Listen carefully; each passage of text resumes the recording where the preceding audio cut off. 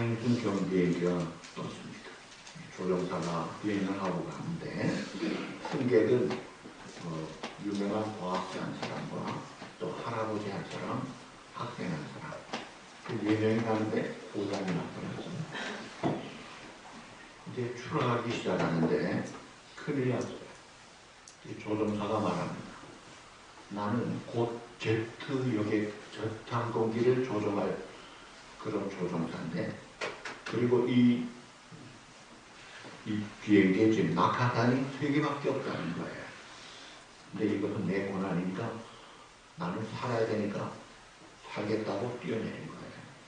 그러니까 곧장 과학자가 나는 지혜롭기로 탁월한 소문난 내가 죽으면 이 지구촌에 손해가 올 거니까 지혜로운 내가 살아야 되겠다고, 그리고 또 뛰어내린 거예요.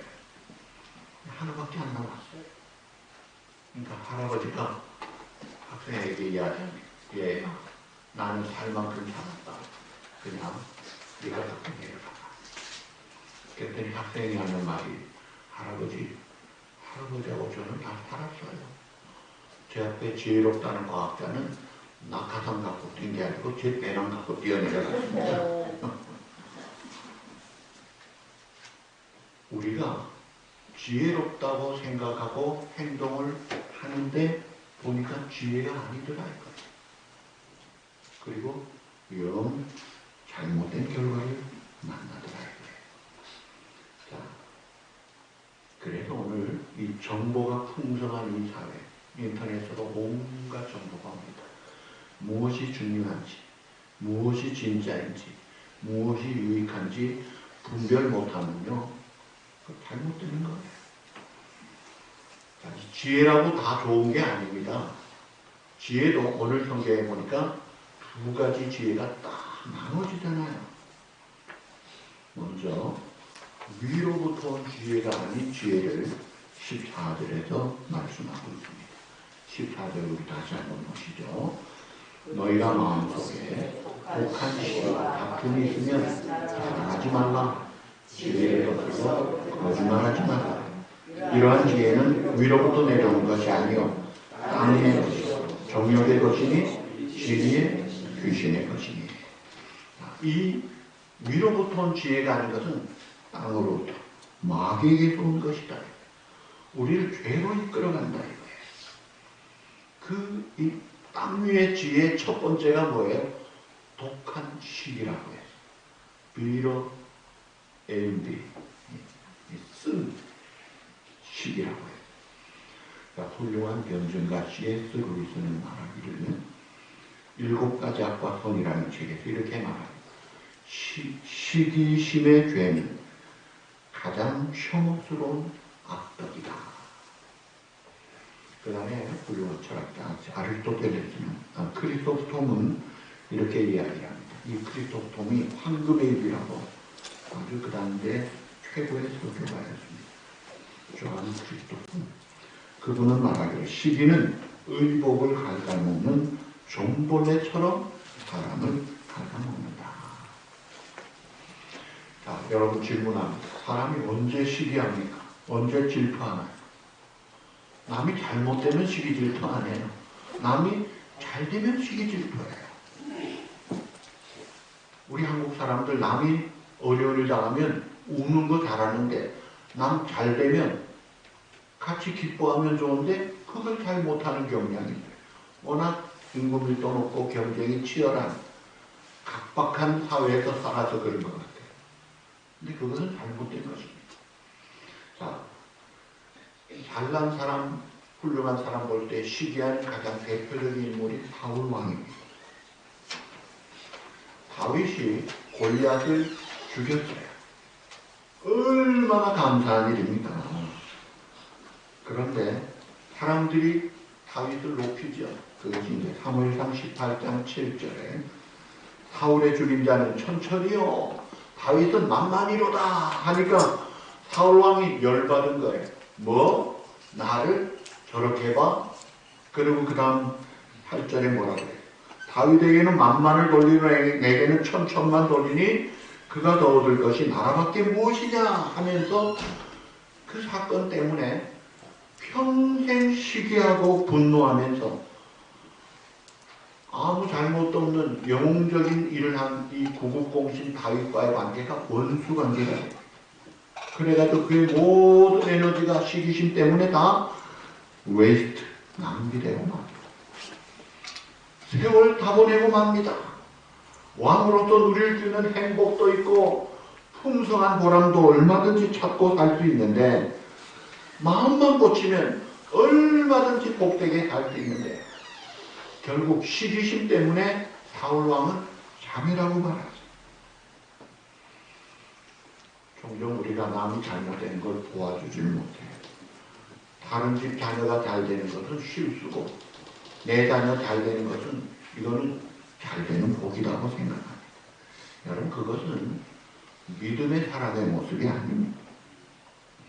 여러분 우리가 단순하게 생각하면 안 돼. 이 시기심이라는 것은 단순한 감정 문제가 아니라 위에서부터 오는 지혜가 아니라 이게 세상적인 정욕적인 마귀적인 것이라 해요. 이거는 심각한 죄다 이거예요. 마귀는 다른 사람 칭찬하고 축복하는 일 절대 안 합니다. 만일 사울 왕이 다윗이 왕이 아니었죠. 그 골리앗 물리쳤을 때 아이고 참 잘했다. 너무너무 감사하구나 하면서 하나님이 우리에게 위대한 지도자를 선물로 주셨으니 얼마나 감사한가 하면서 하나님께 영광 돌리고 다윗을 축복했다면 사울의 생애는 더 좋았을 겁니다. 더 풍성했을 겁니다. 그런데 축복, 감사하지 않고 시기심으로 결국은 버림받고 멸망으로 가더라. 오늘 우리도 나는 믿음이 있다고 생각하면서도 자꾸 이유 없이 다른 사람을 시기하고 질투한다면 그 지혜는 잘못된 것입니다. 형제를 험담하지 마세요. 자꾸 남을 깎아내리면 안 됩니다. 지혜의 영, 이 성령님은 남을 잘되게 하고 남을 축복하는 거예요. 너희를 박해하는 자를 축복하라. 축복하고 저주하지 말라. 그게 성령이에요. 근데 우리는 저주하려고 그래요. 험담하려고 그래요. 깎아내려고 그래요. 그래서 우리가 만일 내 마음에 시기심이 있고 막 질투심이 있다면요. 아, 이거 잘못된 거구나. 깨달아야 돼. 분별해야 돼. 내 마음을 지금 악령이 지배하고 있구나. 에잇 하고 회개하고 뿌리를 뽑고 버리면 되는 거예요. 그래서 우리가 시기 질투의 마음과 말들이 나올 때 결단을 해야 돼. 내가 이 시기의 마음을 털어버려야 돼. 하나님 내가 잘못했습니다. 빨리 씻어버려야 돼. 잠언 14장 13절 다 같이 보시죠. 평안한 마음은 육신의 생명이라 시기는 뼈를 썩게 한다. 예, 뼈를 썩고 싶은 사람은 시기하십시오. 그렇게 하지 말라는 거예요. 그 다음에 위로부터 온 지혜가 아닌 것 첫째가 독한 시기고 두 번째가 다툼이라고 했어요. 너희 속에 독한 시기와 다툼이 있으면 그게 문제다는 거예요. 이 세상의 지혜는 늘 다투기를 잘해요. 다투면 분열합니다. 좋은 부부 사이를 깨버립니다. 좋은 가정을 깨버립니다. 갈라놓습니다. 교회 안에서도 이런 다툼의 마음이 들어오면요, 파벌을 조성하고 당파를 만들고 분열을 조성하고 불화를 일으킨다 이거예요. 이 다툼에요, 성령이 아닌 악령에 사로잡히면 가정의 화목, 교회의 화목, 가정의 아름다움, 부부지간에, 성도지간에, 친구지간에 이런 아름다움을 아주 빼앗아가 버린다 이거예요. 그래서 우리가 어떻게 해야 돼요?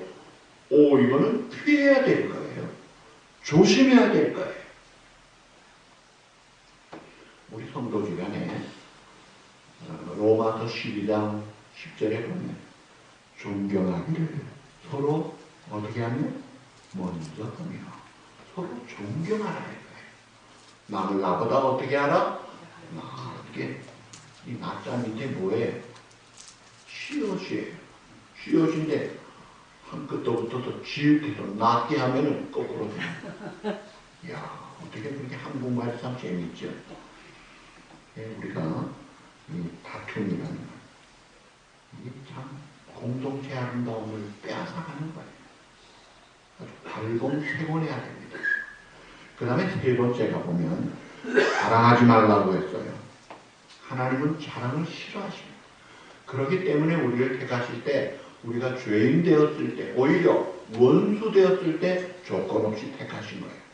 하나님 원수 노릇하고 죄인 되었을 때, 선한 일을 행할 능력이 없는 연약할 때 택함 받아놓고 오직 은혜로 살면서도 내가 뭐나 됐냐 하면서 자랑을 하는 것, 이게 틀렸다. 하나님 앞에 우리가 취할 태도는 자랑이 아니라 감사의 태도를 해야죠. 하나님 너무 고마워요. 나를 구원하실 때 하나님이 우리의 행동을 본 게 없잖아요.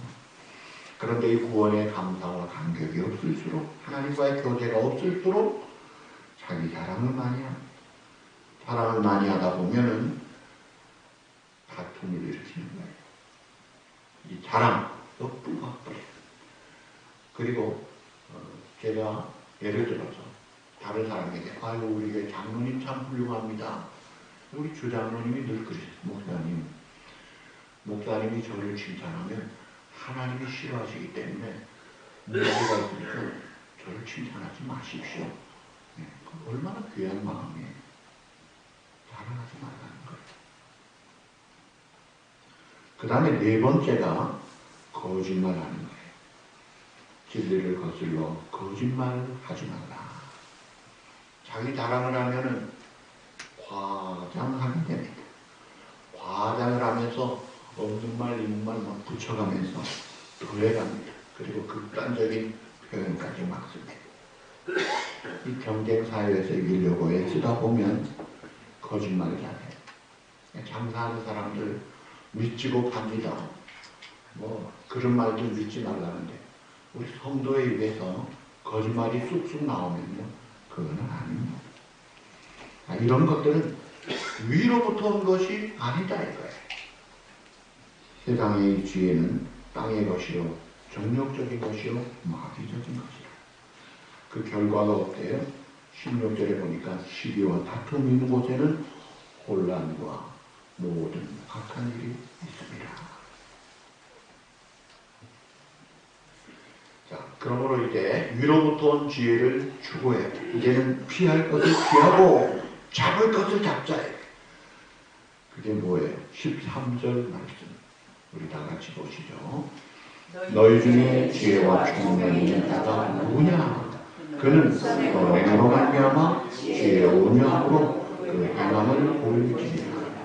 그러니까 위로부터 난 지혜의 사람은 온유함으로 선한 증거를 보이는 사람입니다. 참 지혜로운 사람은 말 잘하는 사람이 아니에요. 논리정연하게 기승전결 있게 말하는, 또 역사를 잘 알고 상식이 많고 그런 사람이 지혜로운 사람이 아닙니다. 참으로 지혜로운 사람은 오늘 성경에 보니까 지혜의 온유함으로 그 삶을 보여주는 자가 그 사람이 지혜롭다는 거예요.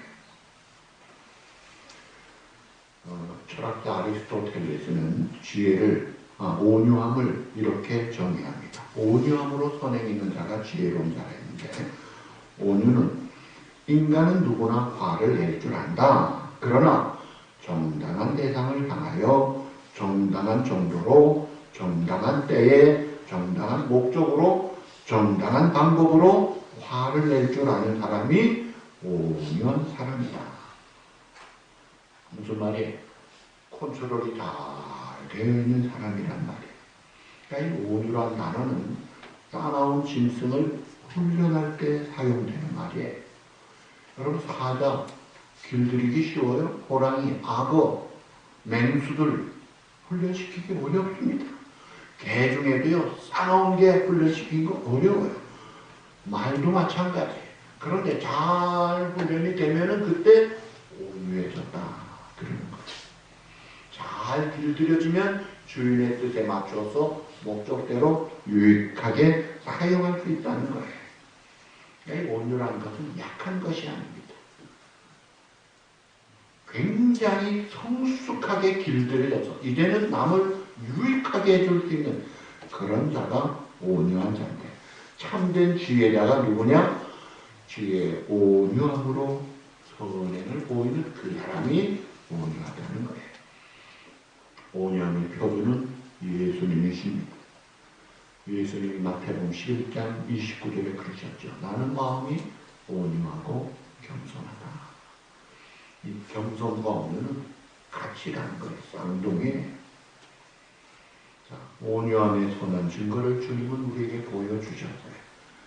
그래서 남을 위해서 섬기고 내어주고 나가주고 도와주고 그 지혜로 그 능력으로 남을 위해 섬길 뿐 아니라 그 자신의 몸으로 희생제물로 우리를 위하여 제물로 대속제물로 바치셨던 거예요.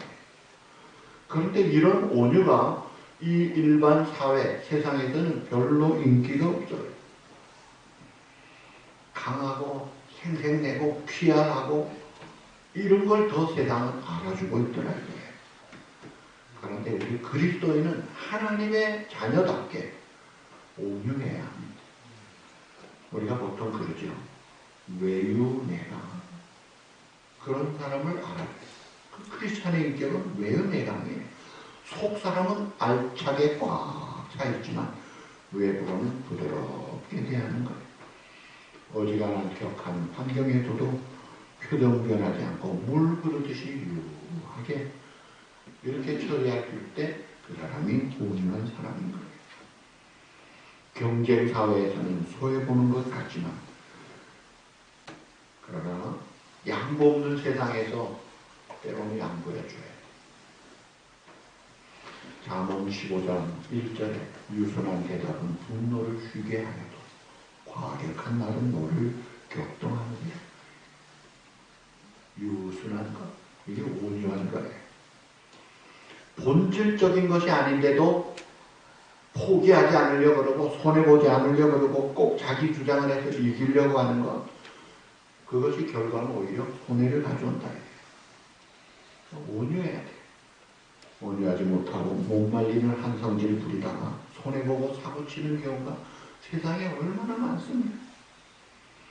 성경에 온유함으로 구약에서 삶의 선한 열매를 맺은 사람이 많은데 그 중에 가장 대표적인 인물이 이삭이에요.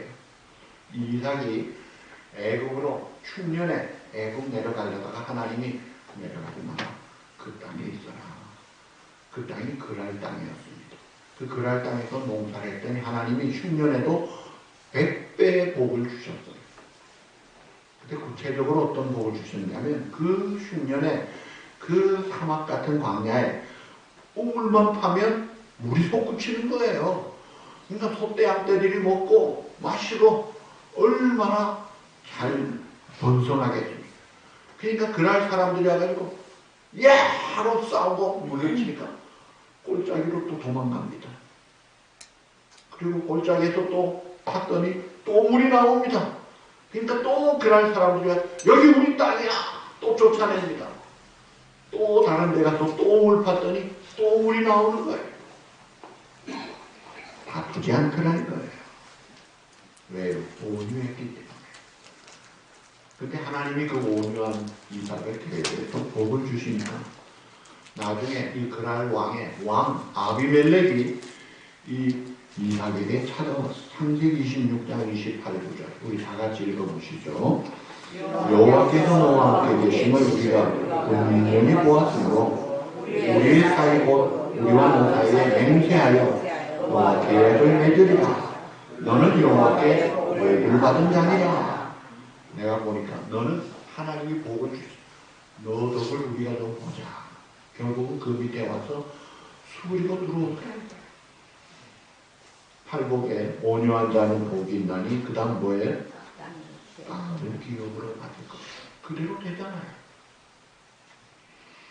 예수님도 온유함으로 그 부정재판, 거짓 증인 세워가지고 엉터리 재판을, 종교 재판에서는 하나님 참남죄, 또 로마 빌라도 총독 앞에서는 이 왕 로마 거역죄 막 바꿔가면서 거짓증이 세워가지고 사형 판결을 내릴 때 예수님이 어떤 분이에요? 한순간에 한 천사만 불러도요 싹 제압할 수 있어요. 천지를 창조 지배하시는 그 능력으로 얼마든지 제압할 수 있지만 온유함으로 당하시더라. 왜? 우리를 위해서, 우리를 살리시고 우리의 죄값을 치르시기 위하여 그 길을 가셨다. 온유함으로 선행으로 십자가의 길을 가신 주님 덕에 어토먼트, 내 죄가 넘어가는 이 대속의 죽으심으로 예수 믿는 자에게 죄 용서함을 받고 의롭다함을 받아 영생으로도 하나님의 자녀가 되는 그 길을 열어주신 거예요. 온유함으로 다 포기하고 낮아지고 매맞고 십자가에서 기가 막힌 저주의 나무에 달려 처형당했지만 빌립보 2장 그가 낮아졌지만 최고의 영광, 권세, 이름이 주님께 있잖아요. 온유한 자는 땀을 기업으로 받는다. 위로부터 난 지혜는 온유함으로 선한 증거를 보인다 이거예요. 그 다음에 또 17절을 보시면 위로부터 난 지혜는 균형 잡힌 온전한 인격으로 열매를 맺는데 17절 다 같이 보시죠. 오직 위로부터 난 지혜는 첫째 온결하고 다음에 화평하고 관용하고 양손하며 긍휼과 선한 열매가 가득하고 편견과 거짓이 없나니. 위로부터 난 지혜의 사람은 균형 잡힌 온전한 인격을 갖추는데 첫째 성결하다. 내 자신에게 질문해보세요. 내가 죄로부터 멀어진 깨끗한 삶과 인격을 갖추려고 부단히 노력하는가? 눈물로 회개하고 있는가? 하나님 앞에 두렵고 떨림으로 내 자신을 경비함으로 지키고 있는가? 관용하며 양순하며, 양순이라는 건 순하게 순종 잘하는 거예요. 여러분 자녀 키울 때 배되는 자녀도 있지만 그래도 엄마 말 다 듣는 애가 사랑받고 잘 크잖아. 양순하며 긍휼을 가지고 선한 열매가 가득하고 편견 거짓을 없애고 이 균형 잡힌 인격 사람의 가장 대표적인 열매가 화평입니다. 화평.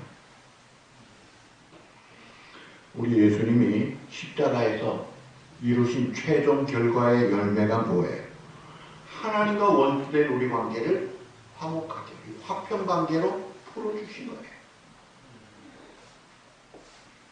믿음의 사람은 하나님 주신 지혜로 살아야 되는데 피스메이커가 돼야 돼요. 피스메이커. 트러블 메이커는 이거는 위로부터 난 지혜가 아니에요. 가는 곳마다 불화와 분쟁과 다툼을 일으키는 사람. 문제입니다. 고치면 됩니다. 화평케 하는 자는 하나님의 아들이라는 걸음을 받는다. 그래서 그러니까 믿음의 사람의 외적인 가장 중요한 표징이 화평이라는 것을 우리가 명심해야 합니다. 세상이 주는 지혜는요, 화평하며 살 수 없어요. 교회에서조차도 하나님이 주신 지혜가 아닌 세상에 익숙한 그 세상 지혜로 화평을 깨는 경우가 종종 있는데 가장 대표적인 원인이 두 가지예요. 화평을 깨는 두 가지. 첫째가 뭐냐면 내가 나를 주장할 때 화평이 깨집니다. 그래서 감독, 장로, 이 중직자에게 주장하지 말라는 걸 첫 번째로 강조하죠. 너는 주장하지 말라는 거예요. 섬기는 본이 되라. 그 사람이 리더가 되는 거예요. 세상 지혜는 나를 드러내고 하느냐. 드러내려고. 내가 누군데, 내가 얼마나 일했는데, 내가 얼마나 봉사했는데, 내가 얼마나 바쳤는데, 얼마나 희생했는데, 날 뭘로 보는 거야? 하나님의 은혜로 했으면 얼마나 감사를 더해야 될 사람이 자기를 주장하면 되겠어요. 아까 우리 은혜 찬송했죠. 손경님 나중에 목사님이 되셨어요. 이 양반이 너무 어려운 환경에서 자랐어요. 여러분 인터넷으로 한번 들어가서 감정을 들어보면요. 가슴이 뜨거워질 거예요. 귀한 분이에요. 정말 어렵게 산 분이에요. 태어나서 엄마 28살에 아버지가 엄마 버리고 다른 데 가버렸어요. 그러니까 28살 엄마가 자기하고 자기 동생인지 형인지 둘을 키우면서 눈물로 아무것도 없는데 기도로 키운 거예요. 학교도 제대로 못 가고 구두 닦기 하고 신문팔이 하면서 산 사람이었어요. 원망할 수밖에 없는 그런 환경 속에 살았는데 그가 은혜를 받고 나니까 전에는 하나님 내게 주신 은혜가 뭡니까 하고 못 찾았는데 이제는 다른 걸 찾는데요. 하나님이 내게 주신 것 중에 은혜 아닌 것이 뭔가 보니까 하나도 없더래요. 다 은혜밖에 안 보이더라 이거예요. 그래서 나온 찬송이에요. 이게 그냥 찬송이 아닙니다. 모든 것이 은혜라는 게 쉽게 나오는 고백이 아니에요. 그런데 내가 뭔데 하고 주장하고 있어요. 그거는요, 기본이 안 된 겁니다. 요한 3서에 보면 장로님이 세 분이 나와요.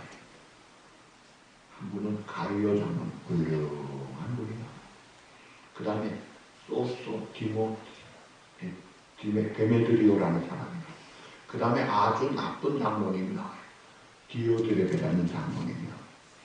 그분을 이야기하기를 으뜸되기를 좋아하며 그 특징이 으뜸되기를 좋아하고 주장합니다. 그래가지고 사도 요한을 환영하는 사람만 봐도 쫓아내버렸어요. 악한 말로 비방을 일삼고 있어요. 그러면서 성경을 이야기합니다. 악한 것은 본받지 말고 선한 것을 본받으라. 으뜸되기를 좋아하는 것, 대장짓 하려고 하는 것, 이거 버려야 합니다. 내가 봉사하고 능력 있고 지혜가 있고 물질이 있고 뭐가 있고 하면은요, 그거로 가지고 서번트 리더십을 가져보세요. 피스메이커가 되어보세요. 천국이 이루어지는 거예요. 그걸 노리고 우리가 그 기회를 잡아야지. 그 다음에 이 교회 화평이 깨어지는 첫 번째는 내가 으뜸되려고 주장하는 것이고, 두 번째는 쉽게 분노하면서 함부로 말을 하는데 급한 감정으로 과격한 말을 하면서 깨버립니다. 그러니까 자기 마음 컨트롤을 못해요. 이 분노 조절이 안 돼가지고. 야고보서 1장 20절 우리 다 같이 보시죠.